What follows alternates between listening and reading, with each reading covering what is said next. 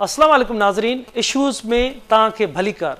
नाज़रीन, इंतहाई अहम इशू आहे धाड़ेलनि जो राज, धाड़ेलनि जूं कहरी कार्रवायूं केतिरे वक़्त खां वठी सिंध जे मुख़्तलिफ़ ज़िलनि ख़ासि तौर ते कश्मीर, कंदकोट, सखर, घोटकी, जैकवाबाद इन इलाइक़नि में उन जे लाइ सरकार पारां वॾे ऑपरेशन जूं तयारियूं दावाऊं उहे पिणु साम्हूं आहिनि। पर कल्ह इंतहाई अहम वाक़ियो थियो आहे त धाड़ेलनि मुसाफ़िर गाॾियुनि ते अंधाधुंध फायरिंग कई आहे। 9 ड्राइवर, हिकु वॾो अंग आहे, उन्हनि खे अगवा करे कचे तरफ़ खणी विया आहिनि। इन खां अलावा तंगवाणी में पिणु धाड़ेलनि काह कई आहे, हिकु माण्हू ते अगवा थियो आहे। मुख़्तलिफ़ अहिड़ियूं वारदातूं थियनि थियूं। अंगखर रुगो असीं नंढड़े पैमाने ते ॾिसूं था, वेझे जा त 2023 जा जेके अंगखर साम्हूं आया आहिनि, 670 माण्हू इन में सखर डिवीज़न ऐं लाड़काने डिवीज़न में मुख़्तलिफ़ वारदातुनि ऐं मुख़्तलिफ़ कार्रवायुनि में क़तल थी चुका आहिनि। हिन अहम मामले ते असां ॻाल्हि ॿोल कंदासीं त हेतिरो वॾो ऑपरेशन, एतिरो पुलिस, एतिरो वॾियूं दावाऊं, उन बावजूद बि धाड़ेलनि जूं कहरी कार्रवायूं हमला रुकिजी न सघिया आहिनि। धाड़ेलनि जो जेको राज आहे उहो हिन वक़्त ताईं क़ाइमु आहे। 9 जेके ड्राइवर आहिनि उन जे बारे में बि ॻाल्हि ॿोल कंदासीं, कहिड़े तरफ़ धाड़ेलनि खे खणी विया, पुलिस उन लाइ कहिड़ियूं कार्रवायूं कयूं आहिनि। हिन अहम मामले ते ॻाल्हि ॿोल लाइ असांखे जॉइन कयो आहे गुलमन जखराणी साहब, पीपल्स पार्टी जा अॻुवान आहिनि, ज़िले चेयरमैन पिणु आहिनि कश्मीर कंदकोट जा। गुलमन साहब, तव्हांखे वेलकम थो चइजे। इन खां अलावा गुलाम फरीद ॼामड़ो कश्मीर जा रिपोर्टर आहिनि, उहो बि जॉइन कयो आहे असांखे। तंगवाणी मां अताउर रहमान जॉइन कयो आहे। असां कोशिशि कंदासीं SSP कश्मीर उनखे बि असां लाइन ते वठूं ऐं इंफॉर्मेशन मिनिस्टर मोहम्मद अहमद शाह उन्हनि सां बि असां ॻाल्हि ॿोल कयूं, छो जो सिंध हुकूमत पारां ऑपरेशन जूं निगरान हुकूमत पारां दावाऊं कई पियूं। गुलमन साहब, 9 माण्हू अगवा, 9 ड्राइवर अगवा थिया आहिनि। हिकु वॾो धरणो पिणु ड्राइवर सां, ट्रांसपोर्टर सां, उन में इतला आहिनि त जेके ड्राइवर आहिनि उहे ज़ख़्मी पिणु थिया आहिनि। तव्हां ज़िले चेयरमैन आहियो, छा था सम्झो हेॾी वॾो दावाऊं, हेॾो वॾो ऑपरेशन, उन बावजूद धाड़ेल सरियाम अचनि पिया ऐं माण्हुनि खे अगवा करे खणी पिया वञनि?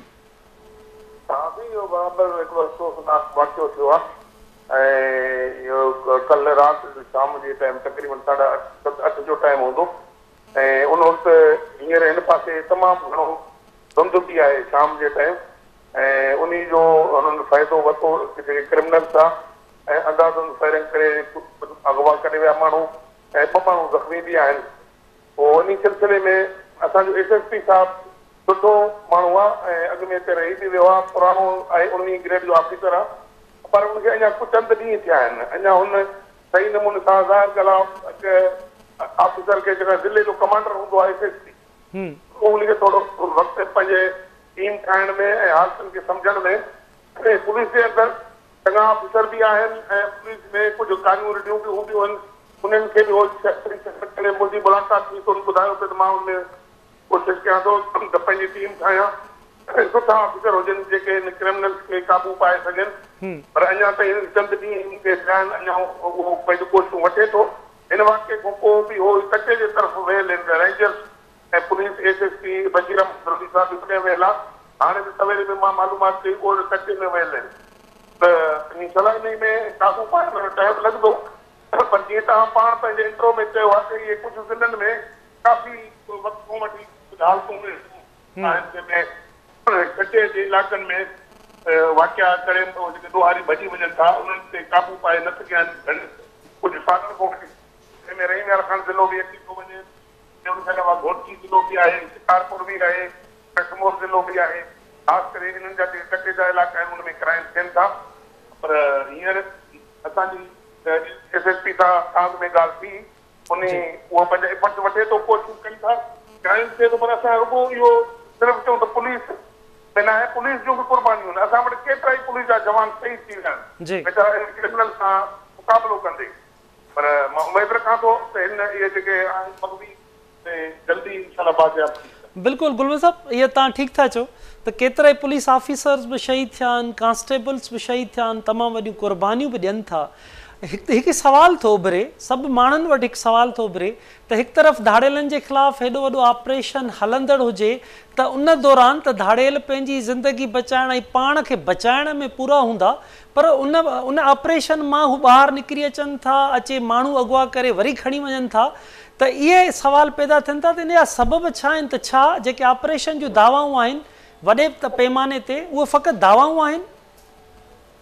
न उनजो असुल मेन सबब जेको मां सम्झां थो असुल में जेके हिन ॾोहारनि जा ठिकाणा आहिनि उहे कचे ते अहिड़नि इलाइक़नि जे अंदरि आहिनि जिथे अक्सर बंदि गाॾियूं या हे जेके व्हीकल्स वग़ैरह आहिनि उन्हनि जे वञण जा रस्ता उते न आहिनि होसिताईं भई अञा पहुची न सघिया आहिनि ॿाहिरि बिल्कुलु रोडनि ते रस्तनि ते जेका रेंजर्स डेवलप या पुलिस बि पंहिंजा एफर्ट्स वरिता आहिनि काफ़ी टाइम पहिरीं उहे शयूं काफ़ी बहितर थियूं पर असुल जेके हुनजा ठिकाणा आहिनि कचे जे अंदरि जंहिंमें टिनी किथे किथे अहिड़ा आहिनि जिते हिन पासे बि दरिया आहे होॾो बि दरिया आहे विच में हिकिड़ा ॿेला आहिनि उन्हनि ताईं हेलीकॉप्टर्स खपनि या जेको हेवी उहो खपे गनशिप हेलीकॉप्टर हुजनि जेके वञी उन्हनि ते रखजनि उहा अहिड़े क़िस्म जी कार्रवाई अहिड़े क़िस्म जी ऑपरेशन अञा ताईं न थी आहे बाक़ी जेको थो हे पंहिंजे तरीक़े सां पंहिंजे ॿियो इहो आहे जेके सीनियर पुलिस ऑफिसर आहिनि उहा पंहिंजी स्ट्रेटजी ठाहींदा आहिनि हिकिड़ा ऑफिसर नवाज़ थियनि था उहे जज़्बात में अची पंहिंजे जवाननि खे अंदरि मोकिलनि था उहे में वेठा आहिनि ॿेलनि में वेठा आहिनि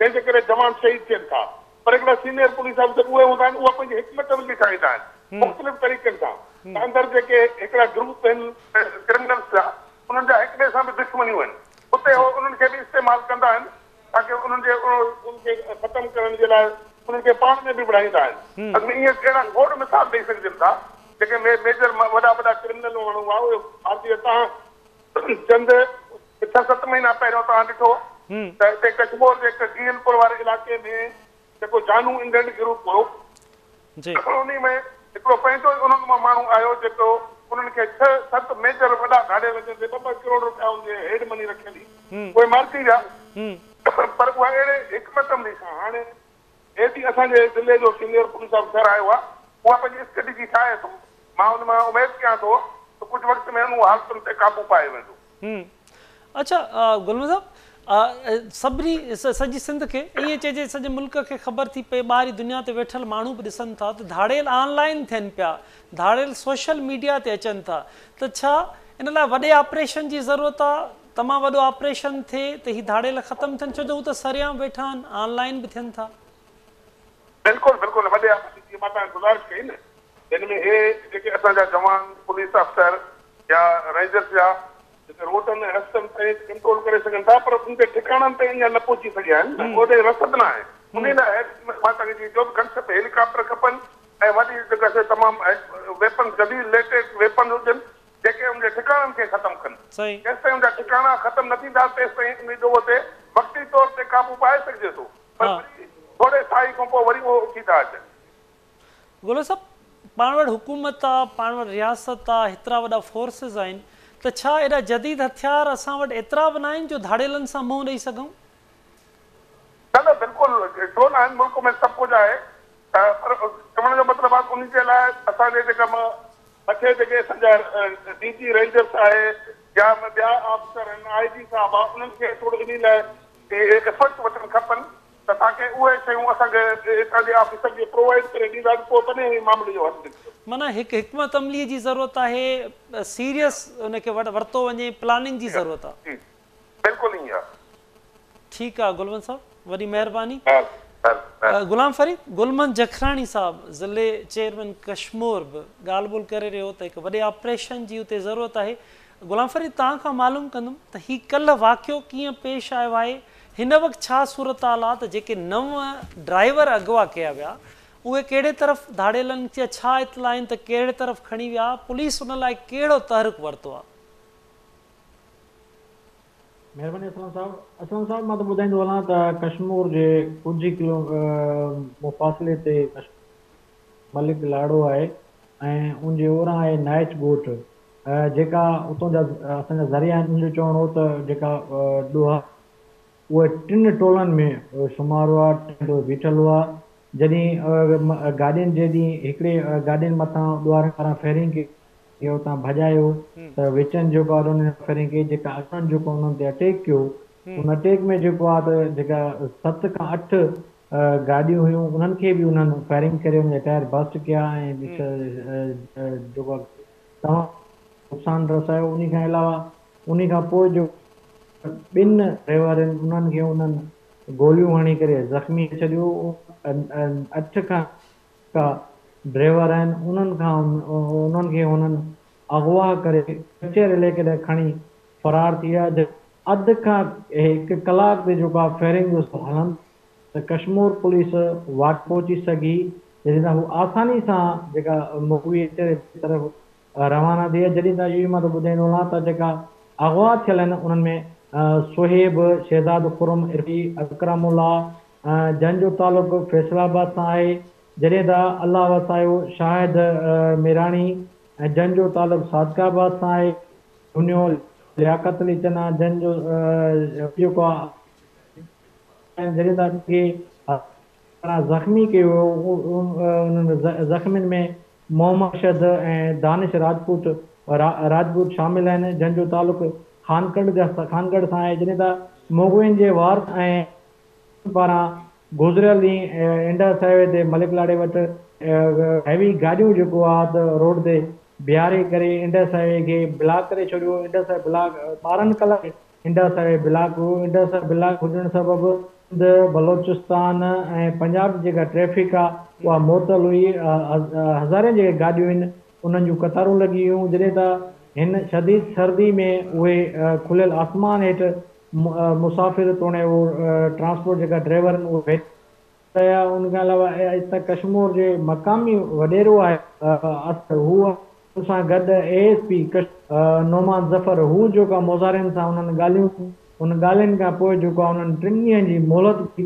उन मोहलत खां पोइ जेको आहे मुज़ाहिरनि पारां इंडस हाईवे जेको ब्लॉक आहे उहो ख़तमु कयो। धरणो ख़तमु थियण खां पोइ जेका मुअतल ट्रैफ़िक हुई उहा बहाल थी वई। जॾहिं हिन वक़्तु ज़रिए इहो बि चवणु आहे त कश्मीर पुलिस ऐं रेंजर्स जा जेका जवान आहिनि उहे गियलपुर जे कचहरी इलाइक़े में ॾुआरनि ख़िलाफ़ में ऑपरेशन करे रहिया आहिनि। पर हिन वक़्तु ताईं कश्मीर पुलिस खे कंहिं बि क़िस्म जी का अहिड़ी ख़ासि कामयाबी न थी आहे, न ई को बाज़ियाब थियण जे इतला आहिनि। जॾहिं इहो ई मां ॿुधाईंदो वञा त कश्मीर ज़िले में केतिरनि ई सालनि खां कश्मीर पुलिस जो ऑपरेशन हलंदड़ आहे।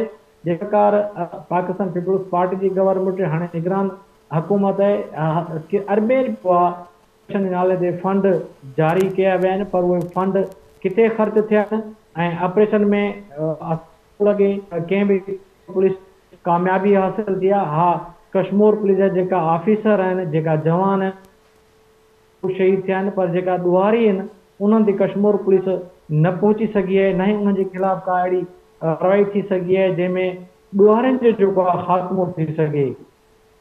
हिन वक़्तु बि कश्मीर जेको कचो आहे उहो कश्मीर इंडस हाईवे खां थोरो तक़रीबन परे आहे। उतां करे इंडस हाईवे ते अची करे ॾुआरी कारवाई करे ऐं कलाक फायरिंग कंदा रहे ऐं कलाक फायरिंग में जेको आहे त उन खां पोइ जेको आहे हिकु ई वक़्तु अगवा करे कचहरी इलाइक़े ॾांहुं खणी वञनि। कश्मीर पुलिस लाइ ऐं सिंध पुलिस लाइ सवाल आहे।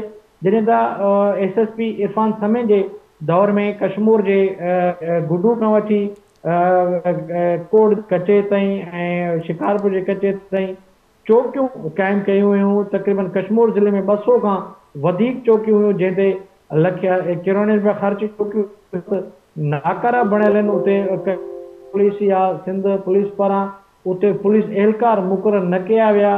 पुलिस एहलकार मुक़ररु जे सबबि जेका ॾुआ उन्हनि जा जेका घटि गेर आहिनि उहे खुलियल इंडस हाईवे ते कारवायूं करनि था ऐं कारवायूं करे पुरलूट करे जेको आसानी सां वापसी वञे। हिन वक़्तु जेको SSP बचियल आहे इन 10 खां 12 ॾींहं थिया आहिनि हिते कश्मीर में मुक़ररु थियो आहे। त ॾिसजे त हिन SP लाइ बि चैलेंजिस आहिनि। छा अगवा थियनि हिननि खे बाज़ियाब कराए सघे थो या नथो कराए सघे। ऐं इहो मां ॿुधाईंदो वञा त ख़ासि करे कश्मीर ज़िले जे अमन अमान जी सूरत हाल आहे इंतिहाई हिन वक़्तु ख़राब थी चुकी आहे। बिल्कुलु गुलाम फरीद हुजे, तंगवानी हुजे, करमपुर हुजे, कंदकोट हुजे, थोड़े कश्मीर हुजे, सही ऐं चोरियूं रोज़ मामूल बणियल आहिनि। जी बिल्कुलु बिल्कुलु गुलाम फरीद, तव्हां ठीकु था चओ त उतां जो अमन अमान लाज़मी आहे, वाज़े आहे त ख़राबी थी चुको आहे। 9 ड्राइवर सरियाम इंडस हाईवे तां अगवा थी वञनि, सरियाम हथियार बंदि धाड़ेल फायरिंग कनि, गाॾियुनि ते फायरिंग कनि, पुलिस पिकेट न आहिनि। एॾो वॾो सवाल पैदा थिए थो। नाज़रीन, रिपोर्टर कश्मीर गुलाम फरीद ॿुधाए थो त पुलिस पिकेट्स जेके क़ाइमु हुयूं जंहिंजे नाले ते हेॾी वॾी फंडिंग पैसा थियनि था, बजेट आहे पुलिस जी, उहे पिकेट ख़ाली आहिनि, पुलिस एहलकार उन में न आहिनि, हथियारबंद अचनि था, सरियाम अगवा करे खणी था वञनि। असीं कोशिशि करे रहिया आहियूं SSP कंदकोट कश्मीर सां बशीर बिरोही साहिब सां ॻाल्हि ॿोल कयूं त हिन मामले ते हू असां सां साम्हूं अचे, असां ॻाल्हि ॿोल करे त हू न कहिड़ी हिकमत अमली जोड़े सघियो आहे बशीर बिरोही साहिबु। धाड़ेल अचनि था, सरियाम अगवा करे धाड़ेल ड्राइवर्स खे खणी हलिया था वञनि, मुसाफ़िरनि ते फायरिंग कनि था, केतिरनि ई माण्हुनि जी ज़िंदगी वञी सघे पई, केतिरा ई माण्हू हिन वक़्तु ज़ख़्मी बि आहिनि। SSP कहिड़ी हिकमत अमली उन लाइ जोड़े सघियो आहे। बशीर बिरोही साहिब खां कोशिशूं करे रहिया आहियूं त उहो लाइन ते अचे। कश्मीर हेॾो वॾो सुवालु आहे, अॻूणा SSPs उन्हनि कहिड़ी हिकमत अमली ठाही, हिन वक़्तु SSPs कहिड़ी हिकमत अमली ठाहे रहिया आहिनि। कश्मीर जो कचो केतिरे ईअं चइजे सॼे मुल्क जे अंदरि मशहूरु आहे त कश्मीर तमामु वॾी उते अगवा जूं वारदातूं थियनि थियूं, धाड़ेल सरियाम वेठा आहिनि, ऑनलाइन लॻा वेठा आहिनि। सखर जो कचो हुजे, कश्मीर, कंदकोट, घोटकी, इन समूरा जेको कचो आहे, छाजे करे वॾो सवाल पैदा थिए थो त छाजे करे सरकार हेॾी वॾी मशीनरी हुकूमत धाड़ेलनि खे जो अंत न पई आणे सघे, धाड़ेलनि ताईं पहुची न पई सघे। उन में अगवाकार शहीद जान मोहम्मद महर जा जेके कातिल आहिनि उहे बि उन ई कचे में वेठल आहिनि, पर पुलिस हेतिरा वॾा फोर्सिस, सॼो सिंध, सॼो मुल्क सरापा एहतजाज रहियो आहे। हिन वक़्तु बि सॼो मुल्क में कलम धणी एहतजाज कनि पिया, पर पुलिस उन कचे ताईं नथी पहुची सघे। तंगवाणी में बि राइस मिल्स ते हिकु वॾो हमिलो कनि था हथियारबंद, उतां हिकु माण्हू अगवा करे वञनि था, उते बि केतिरा ई माण्हू अगवा थियल आहिनि, अञा ताईं उहे बाज़ियाब न थिया आहिनि। अताउर रहमान बि तंगवाणी जो रिपोर्टर सां गॾु आहे। अताउर रहमान, ॿुधाइजो असांखे ही कीअं हमिलो थियो आहे तंगवाणी में, ऐं केतिरा हिन वक़्तु ताईं माण्हू अगवा थी चुका आहिनि तंगवाणी मां? असलम बिल्कुल ॻाल्हि कजे बदमनी जी तंगवाणी तालुको जेको कश्मीर ज़िले जे अंदरि अचे पियो, सिंध बलूचिस्तान जे बॉर्डर ते आहे। हिन तालुके अंदरि मुख़्तलिफ़ टाइमनि ते इंतिहाई वॾी बदमनी चोट चढ़ियल आहे। गुज़रियल जेको राति हुयो उनमें अलनूर राइस मिल आहे तंगवाणी में, उते चौकीदार जेको मिस्किन 6000 ते राति जो चौकीदारी करे पंहिंजे मासूम ॿारनि जी पेट पालींदो हो, त हथियारबंदनि पारां उनखे जेको आहे अगवा करे कचे तरफ़ ॻेल ईंदा फरार थी विया। पुलिस पारां जेके पेरा खया विया उहो जेको कचे तरफ़ विया। मोरदादो गुजराणी जेको मिल जो चौकीदार आहे, उनजा जेके वारिस बि आहिनि, उन्हनि कल्ह एहतजाज बि कयो। ॻाल्हि कजे अमान अमान जी असलमाबाद त उते तंगवाणी तालुके जे जेका गुज़रियल साल 2023 जी ॻाल्हि कजे त मासूम ॿारनि खां वठी जेके हिंदू हुया उनखे अगवा करे उनखे जेको आहे बाज़ियाब करायो। पुलिस पारां मुख़्तलिफ़ टाइमनि ते प्रेस रिलीज़ूं जारी करे मुक़ाबले जी दावा कई, लेकिन कॾहिं बि को धाड़ेल ज़ख़्मी या ज़िंदा कॾहिं गिरफ़्तार न थियो। पुलिस पारां सिर्फ़ु ड्रामाई अंदाज़ में ॼाण मुग़लनि खे बाज़ियाब करण जी प्रेस रिलीज़ूं जारी कयूं, बाज़ियाब थिया, मुक़ाबिलो कयूं था, कचे में असांजी फायरिंग हले थी, कचे में असांजो मुक़ाबिलो हले थो। पर उते जा जेका लोकल माण्हू आहिनि, असांजी इंफॉर्मेशन जेका आहे उते जेका दोदोयारनि जा थाक आहिनि, उते कॾहिं पुलिस वई बि कोन आहे। पुलिस जेको आहे ओरना जेको कचे जो साइड आहे उते जेको आहे पटा घुमाए वापसि थी अचे। पुलिस जे मथां ख़ुदि मुख़्तलिफ़ टाइमनि ते अटैक थिया, उनमें केतिरा ई जवान शहीद थिया। अॻूणो SSP इरफान सामू सेनेट कमेटी ॾाढो हिकु रिपोर्ट पेश कई त कश्मीर ज़िले में अंदरि फ़ौजी ऑपरेशन कयो वञे ऐं जेके सहूलियतकार आहिनि, ख़ासि करे जेके क़बाइली तकरनि जी आड़ में जेको दोयारनि जी सरपरस्ती कनि था, उन्हनि ख़िलाफ़ बि कार्रवाई कई वञे। ऐं पुलिस जा जेके पुलिस वटि वसिलो आहे या जेको APC चइनूं आहिनि उहे विढ़ण जे लाइ कोन आहिनि। पंहिंजे अतारमन पाण ॻाल्हि ॿोल जारी रखूं था। अहमद शाह साहब इंफॉर्मेशन मिनिस्टर बि असां सां गॾु लाइन ते मौजूद आहे। अस्सलाम वालेकुम अहमद शाह साहब। अहमद शाह साहब, कल इतना बड़ा एक वाक़या पेश आया, 9 ड्राइवर्स कश्मीर में अगवा किए गए हैं। इतना बड़ा ऑपरेशन, पुलिस की दावाएं, उसके बावजूद भी कल 9 ड्राइवर सरियाम हथियारबंदों ने, धाड़ेलों ने फायरिंग की, डाकुओं ने मुसाफिर गाड़ियों पर और 9 ड्राइवर्स को अगवा कर कच्चे में ले गए। तो आप इस हवाले से आपका क्या कहना है? पुलिस की इतनी बड़ी हिकमत अमली, फिर भी लोग अगवा हो रहे हैं। क्योंकि हम तो ऑलरेडी 2 महीने से जान मोहम्मद महर के कातिलों की गिरफ्तारी के लिए चीफ मिनिस्टर की बिल्कुल वाज़ेह हिदायत है, बार बार हिदायत है, सारे पाकिस्तान के सहाफियों से बात हुई है और वो वहाँ का SSP भी तब्दील किया है।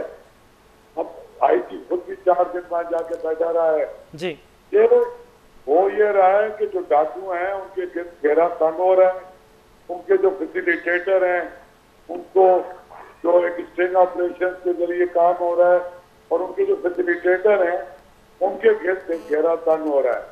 उस वजह से ये डेस्परेशन में दूसरा काम इन्होंने किया है, और जो चीफ मिनिस्टर साहब ने वाज़ेह हिदायत की है डीजी रेंजर्स को और आईजी सिंध को कि 0 टॉलरेंस से इसके ऊपर ऑपरेशन किया जाए और इसको गिरफ्तार किया जाए, तो इसके ऊपर भी उन्होंने सख्त एक्शन लिया है और इसको हम फॉलो कर रहे हैं और हम कोशिश कर रहे हैं। आपको पता है कि जब इसके घेरा तंग होता है तो इस किस्म के डेस्परेट इक़दाम ये करते हैं। जी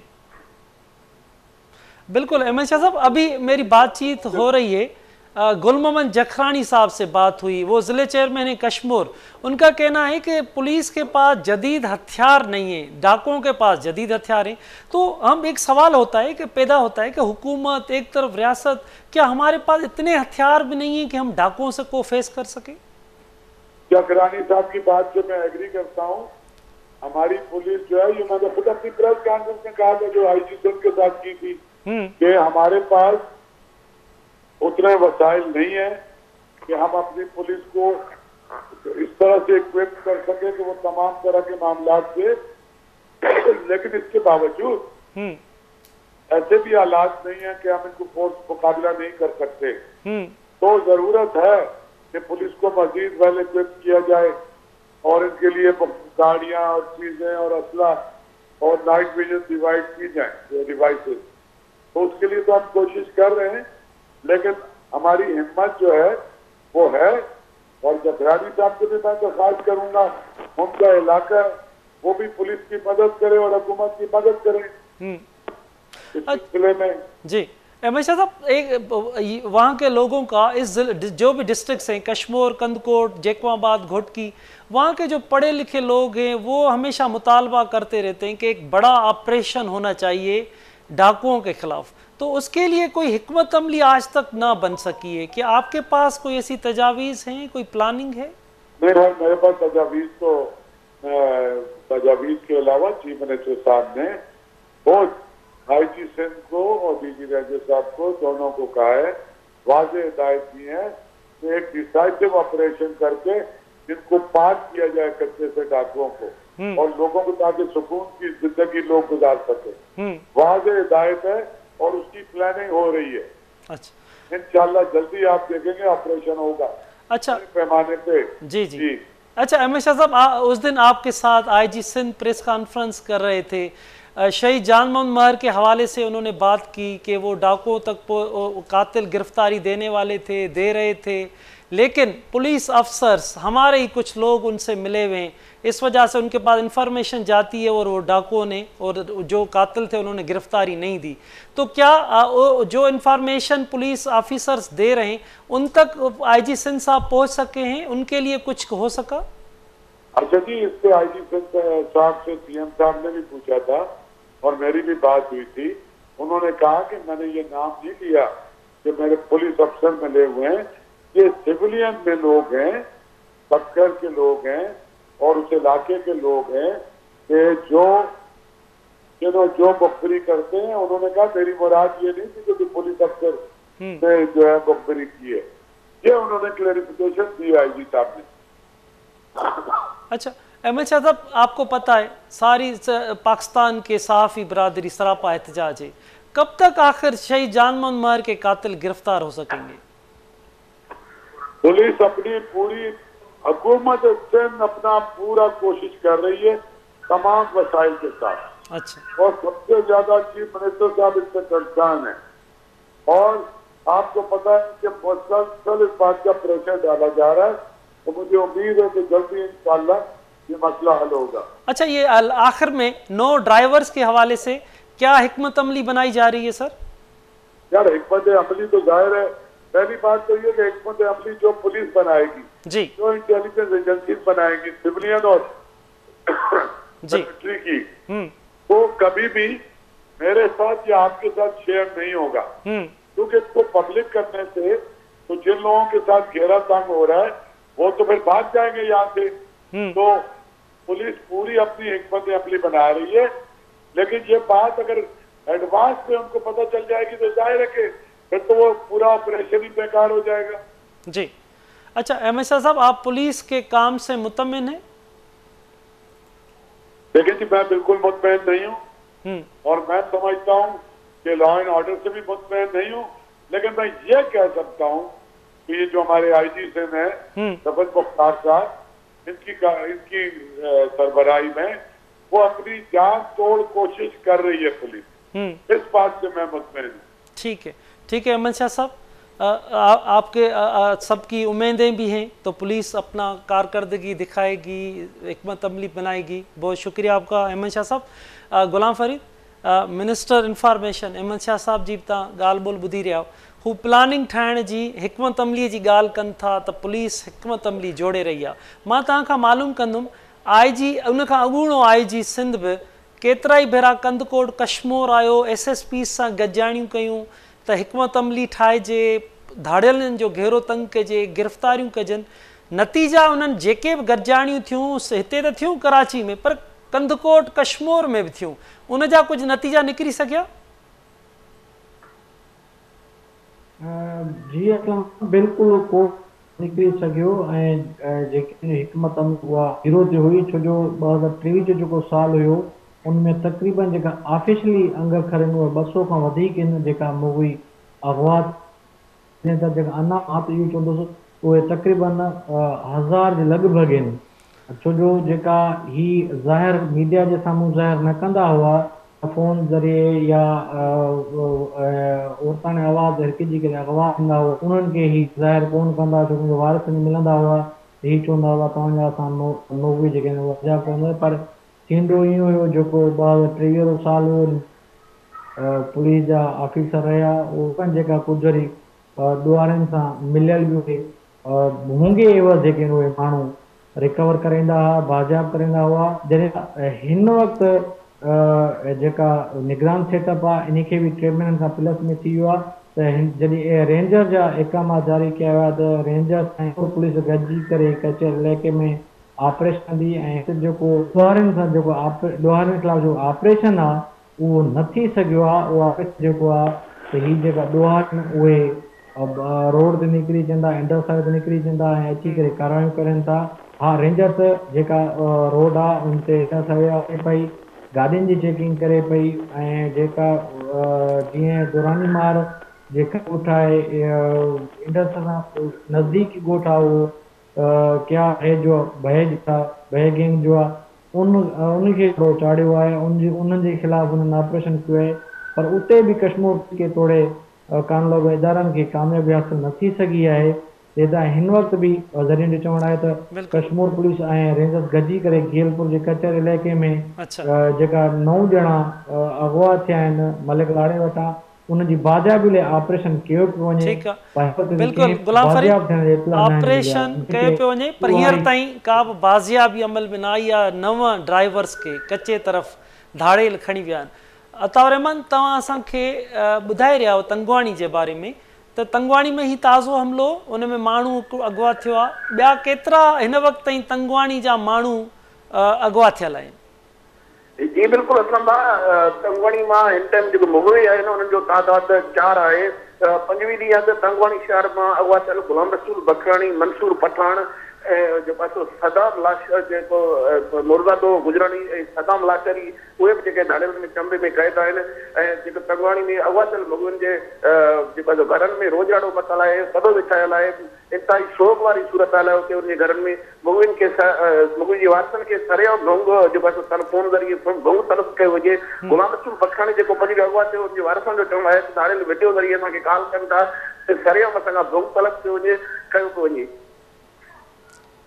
बिल्कुलु अताउर रहमान, हेॾा वॾा वाक़िया थियनि था ऐं इन सां गॾोगॾु नाज़रीन सखर प्रेस क्लब आॾो गुज़िरियल 2 महीननि खां वठी एहतजाज शहरी करे रहिया आहिनि प्रिया कुमारीअ जी बाज़ियाबी लाइ। मासूम प्रिया बि आज़ादु न थी सघी आहे, हेतिरो वॾो वक़्तु थी चुको आहे।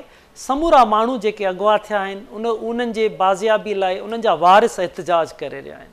कश्मीर में धरणो लॻो, तंगवाणी में एहतजाज थी रहियो आहे, समूरी सिंध में माण्हू सुजाण माण्हू एहतजाज करे रहिया आहिनि। त धाड़ेलनि जूं जेके पनाह गाहूं आहिनि उहे ख़तमु कयूं वञनि, धाड़ेलनि खे निस्त नाबूद कयो वञे, पर हींअर ताईं धाड़ेल ख़तमु न थी रहिया आहिनि। इंफॉर्मेशन मिनिस्टर साहब उन हवाले सां चई रहियो आहे त हिकमत अमलियूं जोड़े रहिया आहियूं। वॾी महिरबानी अता रहमान तव्हांजी, गुलाम फरीद ॼामड़ो तव्हांजी वॾी महिरबानी, गुलमन जखरानी साहब तव्हांजी महिरबानी, अहमद मोहम्मद शाह साहब तव्हांजी महिरबानी। नाज़रीन, इन अहम इशूअ ते सॼी सिंध सरापा एहतजाज आहे। धाड़ेल हिन जदीद दौर में हिकु तरफ़ हुकूमत आहे, हिकु तरफ़ रियासत आहे, पुलिस आहे, मुख़्तलिफ़ इदारा आहिनि। धाड़ेल सरियाम चैलेंज कनि था, रियासती रिट खे, हुकूमती रिट खे चैलेंज कनि था, सॼे समाज खे चैलेंज कनि था। हू सरियाम अची करे रोडनि ते हमला कनि था, मुसाफ़िर गाॾियुनि ते हमला कनि था। 9 ड्राइवर्स, केॾो वॾो अंग आहे, 9 ड्राइवर्स खे अगवा करे सरियाम कचे तरफ़ खणी वञनि था। इन खां अलावा वॾी तादाद में माण्हू जेके आहिनि उहे अगवा थियल आहिनि, हिन वक़्तु ताईं मुगवी आहिनि धाड़ेलनि वटि, पर उन्हनि जी बाज़ियाबी न अची सघी आहे। मुख़्तलिफ़ आवाज़नि ते हिरकिजी माण्हुनि खे उते घुरायो थो वञे, अगवा कयो थो वञे, ट्रैक्टर्स जे बहाने, माल जे बहाने माण्हुनि खे अगवा कयो थो वञे। पुलिस उन लाइ तहरुक न वठी सघी आहे। पिकेट्स जेके क़ाइमु आहियूं पुलिस, उहे हिन वक़्तु ताईं इंडस हाईवे ते पुलिस उते मौजूदु न आहे। सरियाम धाड़ेल अचनि ऐं धाड़ेलनि सां को बि पुलिस जो मुक़ाबिलो न थिए त हिकु वॾो सुवालु पैदा थिए थो। ईअं थिए त अगरि पुलिस मुक़ाबिलो करे धाड़ेलनि जा कुझु उन्हनि जा बि ज़ख़्मी थियनि त चइजे त पुलिस हुई, पर उहो सरियाम अचनि था, अगवा करे वञनि था। मुतालबो इहो ई अची रहियो आहे, सॼी सिंध मां सुञाण धुरियूं करे रहियो आहिनि त धाड़ेलनि जे ख़िलाफ़ु हिकु वॾे ऑपरेशन जी ज़रूरत आहे त जीअं धाड़ेल ख़तमु थियनि, जदीद दौर में धाड़ेल ख़तमु थियनि, माण्हू अगवा कनि पिया, उन्हनि जा भुंग तलब कनि पिया, राजूड़ियूं थियनि पियूं, उहे ख़तमु थियनि। ऐं हिन खां वॾो जेको मामिलो आहे, शहीद जान मोहम्मद महर जा कातिल बि उन धाड़ेलनि वटि आहिनि, उहे बि धाड़ेल आहिनि, उहे कचे में वेठल आहिनि। सरकार उन हवाले सां को तहरुक न वठी रही आहे। सरकार खां समूरा कलम धणी बि इहो मुतालबो करे रहिया आहिनि त शहीद जान मोहम्मद महर जा कातिल फौरी तौर ते गिरफ़्तार कया वञनि। कल्ह जेके 9 ड्राइवर अगवा थिया आहिनि उन्हनि जी बाज़ियाबी खे यकीनी बणायो वञे। वरी नाज़रीन, नवनि इशू सां गॾु ॿीहर गॾु हूंदासीं। तेसिताईं पंहिंजे मेज़बान असलम हैदर खे ॾींदा इजाज़त। अला वाहे।